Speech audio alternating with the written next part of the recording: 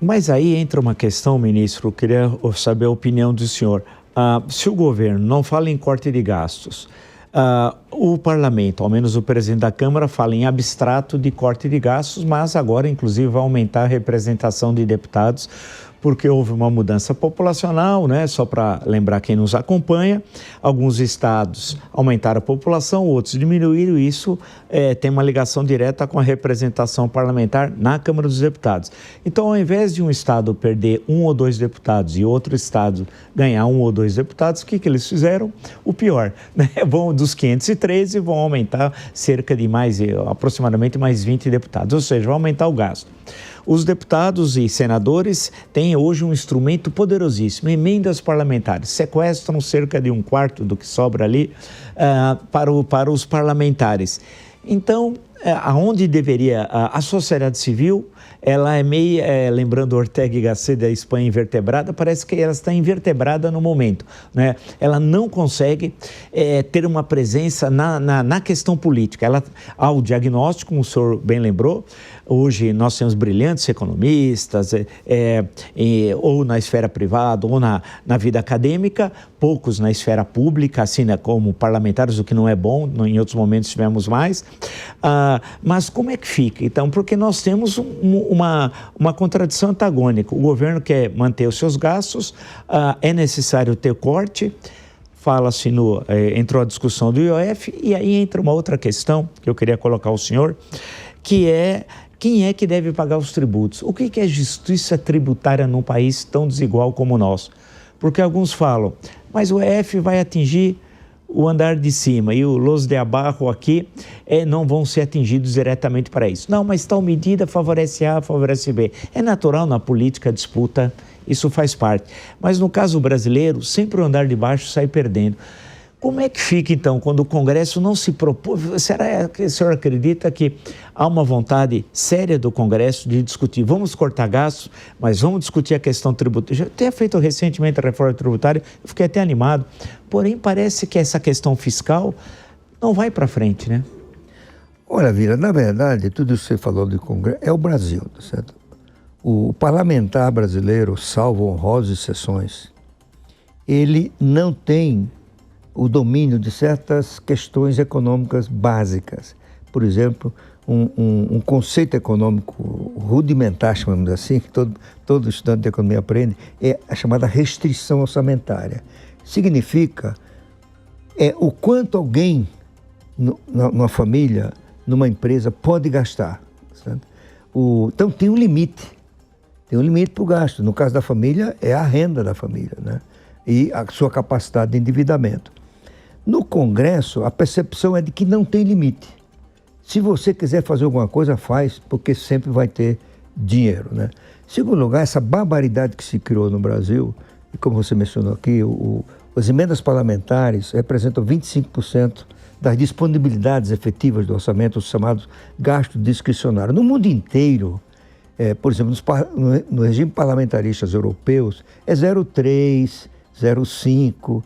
O país rico que mais tem emenda parlamentar como proporção dos gastos discricionários, os Estados Unidos é 2,4%. Certo?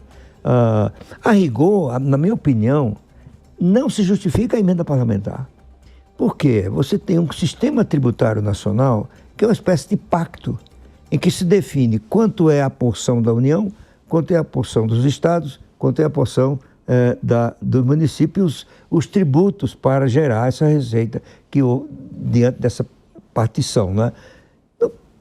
Não tem que estar o Congresso dando emenda para o município A, para o município B, tá certo? Até porque isso está criando um problema sério para os municípios no futuro, né?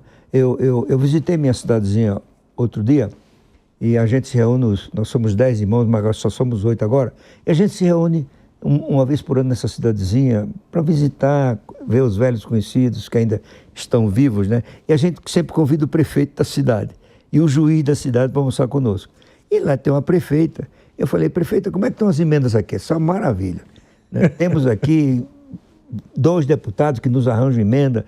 E o que é que você está fazendo? Eu estou fazendo mais escola, mais posto de saúde. O que ela está fazendo? Ela está criando gastos que precisam de uma manutenção.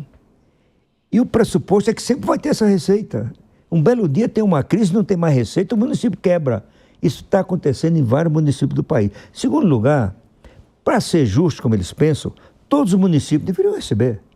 Mas a gente viu essa semana nos jornais, uma parte considerável dos municípios que não tem um padrinho não recebe nenhuma emenda. E já tem deputado que propõe emenda para outro estado, no município de outro estado. Isso é uma bagunça completa.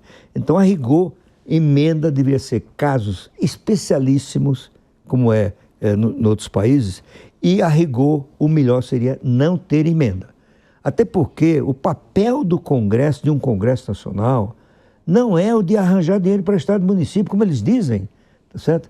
Como disse o ex-presidente da Câmara, Arthur Lira, né? Numa rusga que ele teve com o presidente Lula, ele disse assim, o governo tem que entender que o nosso papel é percorrer os municípios, gastar sola de sapato para auscultar a sua necessidade, definir como podemos ajudar. Não, isso não é tarefa de deputado. Como dizia o ex-ministro, o gaúcho, foi dos 3 poderes, como é o... Nelson Jobim? Nelson Jobim. Ele diz assim, eles são vereadores federais, tá certo? Na verdade, o que é a parte mais nobre de um parlamento é definir as prioridades do país, é discutir os problemas do país. E esse é o momento do orçamento, que não deveria ser o grande momento do Congresso a cada ano? Não, uma coisa interessante que você deu uma dica aqui, eu morei um tempo na Inglaterra, trabalhando num banco lá, representando o Banco do Brasil, como diretor deste banco, e estudei muito tive tempo, não trabalhava tanto quanto aqui, tive tempo para ler bastante sobre a história da Inglaterra. E uma coisa que me chamou a atenção é a solenidade que cerca o orçamento, né? O ministro da Fazenda, o Chancellor of the Exchequer, ele sai da sua residência, lá no número 11 de Downing Street, e vai a pé até o parlamento, cercado de cinegrafistas, de jornalistas, né?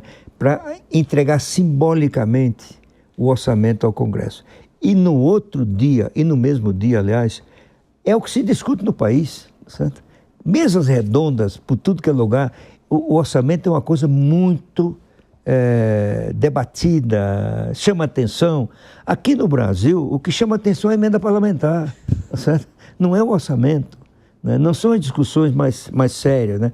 O parlamentar tem o seu papel de fiscalizar o executivo, de aprovar leis de boa qualidade. Não é arranjar dinheiro para o Estado e município, né? Mas você vê, o presidente do Senado disse uma coisa parecida, não é? Nós temos que mandar dinheiro para os estados e municípios. Isso um dia, eu acho que a crise talvez possa ser a fonte para a gente discutir se é necessário, se é conveniente manter esse sistema de emendas parlamentares no Brasil.